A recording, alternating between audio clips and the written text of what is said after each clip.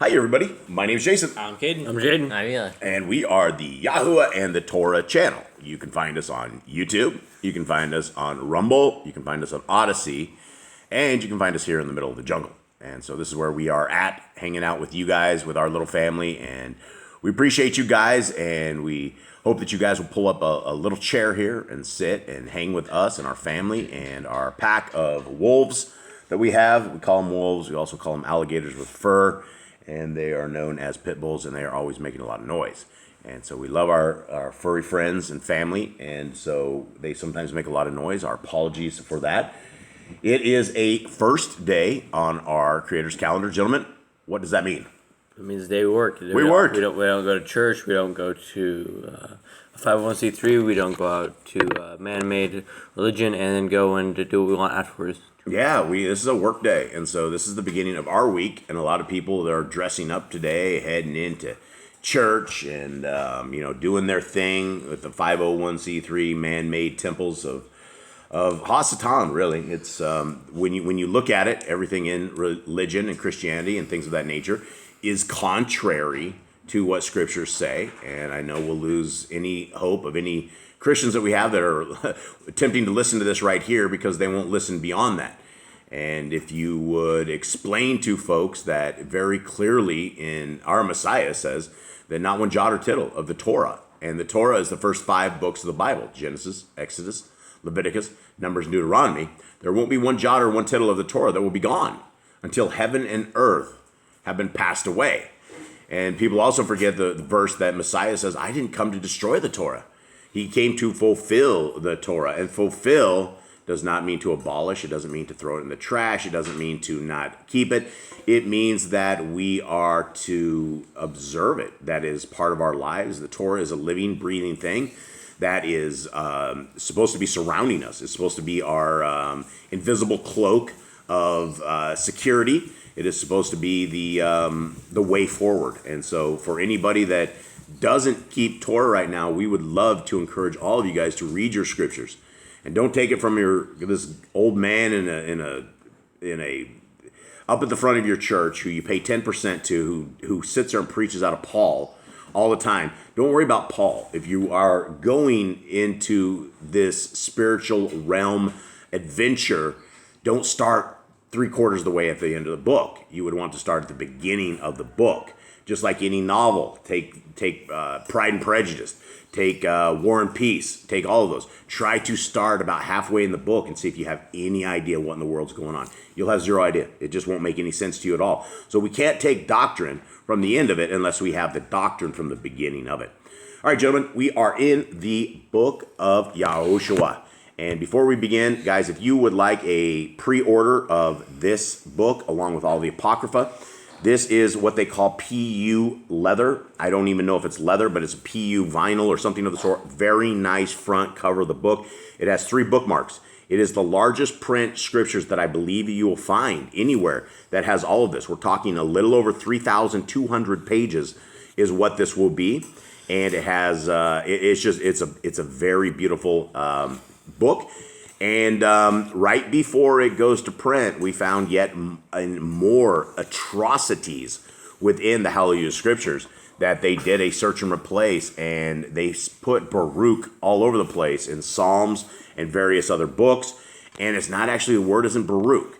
So in their laziness and in their criminality, they went and they, again, botched the word of our Creator. And so there's, I believe, 46 times that we're going to make another 46 changes before this goes to print. This will be going to print in the next little bit. We've already ordered the paper over in India.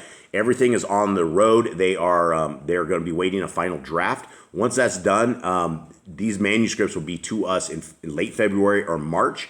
They'll be going to the U.S. We have a trusted and true family there that is going to be shipping these out. And the whole point of this entire thing is built that we are able to help prisoners. And if we can get through 3 sets of these orders After the third set, we will be able to have a free Bible printing press that will be able to put Bibles into prisons absolutely free, ongoing, nonstop. For every person that purchases a Bible, one will be able to be afforded and thrown into the prison along with shipping.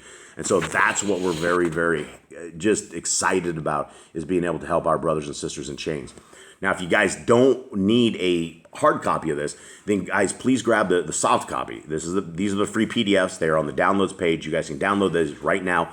Revision 4, 103 books. Everything that is in the print is right here. Same edition, same version, same everything.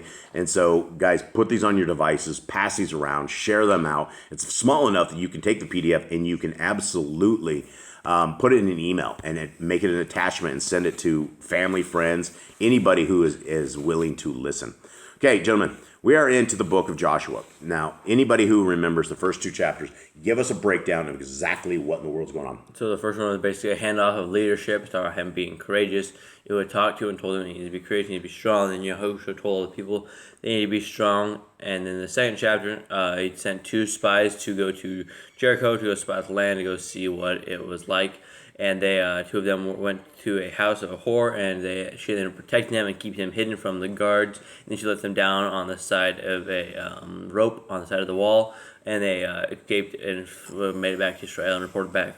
Yep. Okay, here we go. 3. And Yahushua rose early in the morning, and they departed from Shittim, and came to the Yarden, he and all the children of Israel, and stayed there before they passed over. And it came to be after 3 days that the officers went into the midst of the camp, and they commanded the people, saying, when you see the ark of the covenant of Yahuwah your Elohim, and the Kohanim, the Lewites, bearing it, then you shall depart from your place and follow it. Only keep a distance between you and it, about 2,000 amma by measure. Do not come near it, so that you know which way to go, for you have not passed over this way before. Okay, so all of a sudden we just got a supernatural compass, right? We got a supernatural mapping guidance system. What exactly did this just say? Basically, the Lewites were going in front, and it seems like they knew which way they were supposed to go, but the people was to stay behind so that they didn't get lost on the way, because this is a brand new land they haven't ventured here before. They basically crossed over. Yep. When you see the Ark of the Covenant, load it up and let's get rolling. We're on our way. Okay. Get near it. Don't touch it. Yeah, don't touch it for sure. 5. And Yahushua said to the people, Kadosh yourselves, for tomorrow Yahuwah is doing wonders in your midst. And Yahushua spoke to the Kohanim, saying, take up the ark of the covenant and pass over before the people. So they took up the ark of the covenant and went before the people. And Yahuwah said to Yahushua, this day I begin to make you great before the eyes of all Yisrael, so that they know that I am with you as I was with Moshe. And you command the Kohanim who bear the ark of the covenant, saying, when you come into the edge of the water of the Yarden, stand in the Yarden.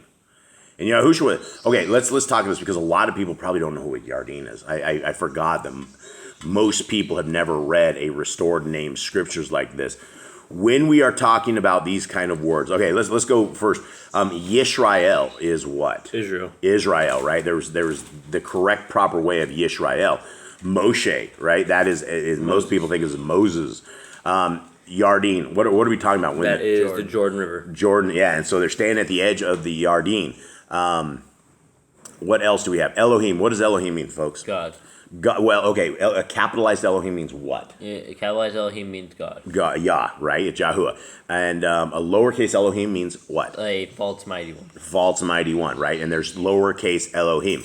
And when it says, the next verse, it says, living El is in your midst. What is the El? That'd be like living God in a normal one. Okay. All right. So there you go. A little bit of history there for you guys. A little bit of word definitions. Okay. Where's that, James? 10.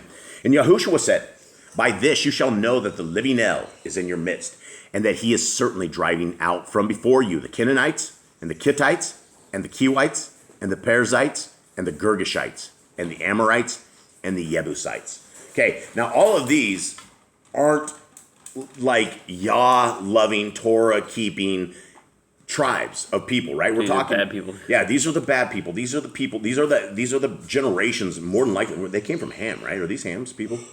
Have we traced this? I think these are more than likely these are Ham's generations, because they have their giant DNA. It's corrupted DNA, The whole point that Yah did when he flooded the entire world was that he cleaned up the madness that was going on. We had the Nephilim, the Naphilim, and the Eliab, 3 separate lines of giants, all bigger than each, that came from the Watchers with women. And so as the flood went, we ended up with still corrupted DNA line with Ham. And so all of these are giant DNA lines, and these guys are evil. When you read about the giants in the Old Testament, they're wicked things. They're like very, very wild. Okay, 11. See, the Ark of the Covenant of the Adon of all the earth is passing before you into the Yarden. And now, take for yourselves 12 men from the tribes of Yisrael, 1 man from every tribe. And it shall be, as soon as the soles of the feet of the Kohanim who bear the Ark of Yahuwah, the Adon of all the earth, come to rest in the waters of the Yarden, that the waters of the Yarden are cut off, the waters that come down from upstream, and stand as a heap. And it came to be, when the people departed from their tents to pass over the Yarden, with the Kohanim bearing the Ark of the Covenant before the people, and as those bearing the Ark came to the Yarden, and the feet of the Kohanim bearing the Ark dipped in the edge of the water. Now the Yarden overflows all its banks during the time of the harvest, that the waters which came down from upstream stood still, and rose in a heap, very far away at Adam, the city that is besides Zarethan. And the waters going down into the sea of Arabah, the salt sea, were completely cut off. And the people passed over opposite Jericho. And the Kohanim bearing the Ark of the Covenant of Yahuwah stood firm on dry ground in the midst of the Yarden. And all Yisrael passed over on dry ground, until all the nation had completely passed over the Yarden. Okay, why do you think this was important that this went down like this did? Because they had to be obedient. They had to go and cross over as Yah wanted them to cross over. They knew that he needed to have. Yah wanted the people to know that YAHOSHUA was this like Moshe was. Right. Yeah. So it's the same powers basically. And they basically had to know that Yahuwah was still with them after Moshe departed. It's like, oh, Moshe's gone. Maybe Yah isn't with us anymore. Yeah, and this was one of these brilliant things that Yah does that changed the entire course of the world. Because we've seen these stiff-necked people all through Genesis, Exodus, Leviticus, Numbers, Deuteronomy, right? And it wasn't like Moshe went through this with no problems, right? These people caused him chaos, right? These people made him sigh and he got into a lot of trouble. He didn't make it not the promised land because of them. Yeah, these rebels. And so we have these people that are extremely rebellious, extremely pig-headed, as they say, that they just want to do their own stuff. And so Yah made another miracle happen. And let's describe what, from what you guys just heard, what does that sound like to you? It sounds like power of Yah. That is external things. So we have a giant river. We have rivers all around us, right? Right. Okay. Does the rivers stop? Can you stop the river? How do you stop the river? You have to put rocks, try to make a dam out of it. Yeah, you try to do something of that sort. But it wouldn't stay for long. It wouldn't stay long, and it doesn't stop it either, right? The dam fills up, and then it goes over the top of the dam.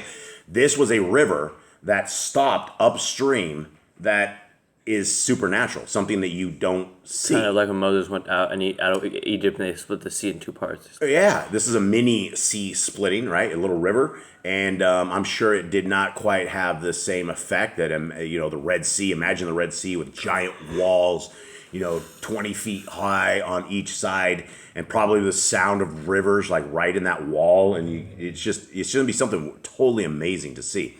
So anyway, yeah, this was one of Yah's ways that he solidified who Joshua was, and that he was indeed the true leader. And imagine what would happen if they walked up the river and none of this happened, right? These people would turn back to Egypt. They'd all beat up Joshua or something of the sort. So, all right, everybody. Well, that's it. Thank you guys very, very much. We really appreciate all of you guys out there. We love you all. Thank you so much for being part of this family. And we hope that you have a wonderful day. We hope that you are seeking Yah where he is able to be found. We hope that you are praying, and we hope that you have the faith of Messiah Yahushua, because that is our King who will come, and he will do this for us. and it will be amazing when he does. But he's not going to reign over a bunch of people that are out of covenant. He's going to reign out over those who are in covenant, those who are seeking our Creator with all their heart, with all their mind, with all their soul. So hopefully that is you guys. And with that, we love you all. Have a wonderful day. All right, shalom.